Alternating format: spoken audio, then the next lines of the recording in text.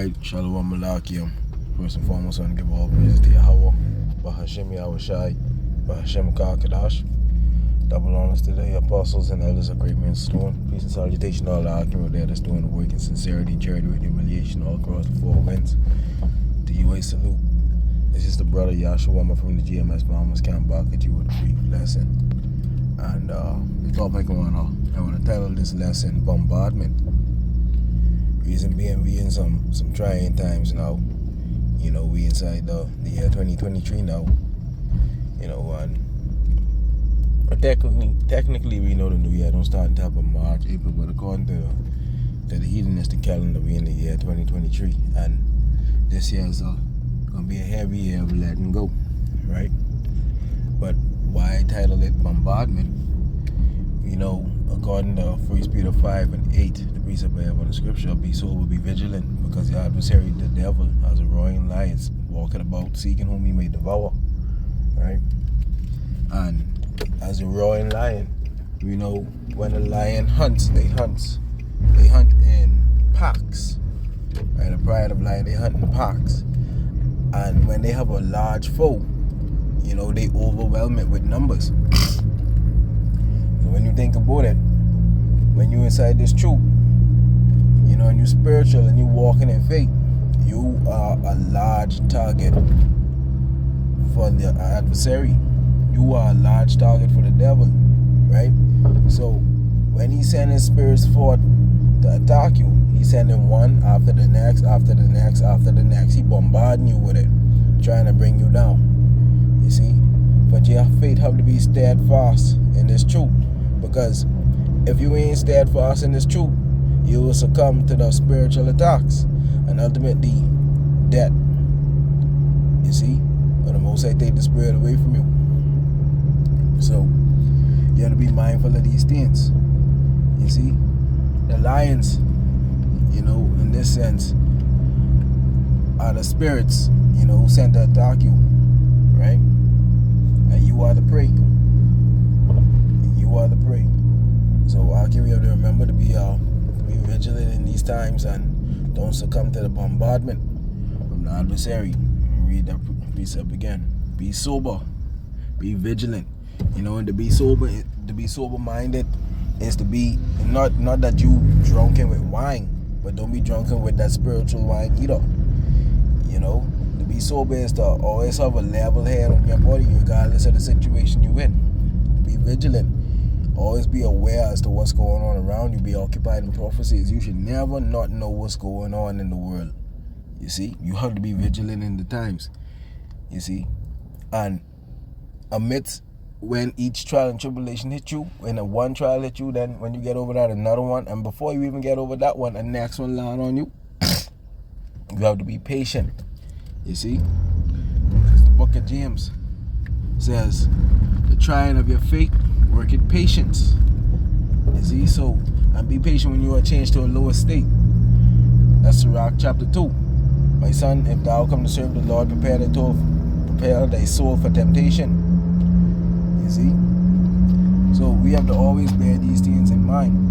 Back to this 1 Peter 5 and 8. Be sober, be vigilant, because your adversary the devil as a roaring lion walking about seeking whom he may devour.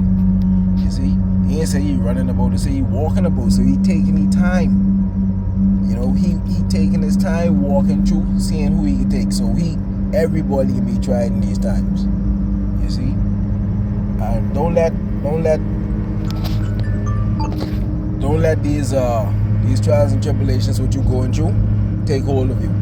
Don't let them get the best of you. You know, because this is what we were training for. This is what we was prepping for.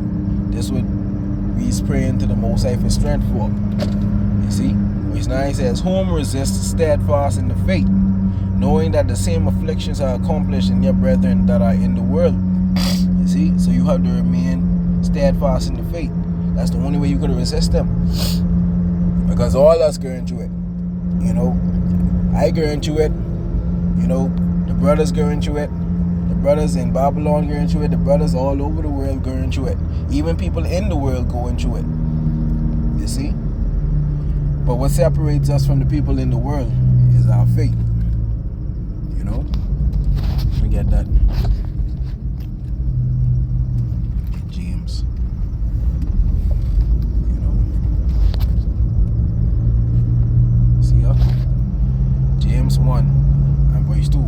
Brethren, count it all joy when you fall into diverse temptations, knowing this, that the trying of your faith worketh patience, right? But let patience have a perfect work, that ye may be perfect and entire, wanting nothing. So when you get into these trials and tribulations, Akim, when you're bombarded with the vials of the devils, when you're bombarded with these trials and tribulations, count it all joy. You know, be patient. You see that you will overcome at the last end. You see, only through patience and your faith, you'll be able to perfect yourself.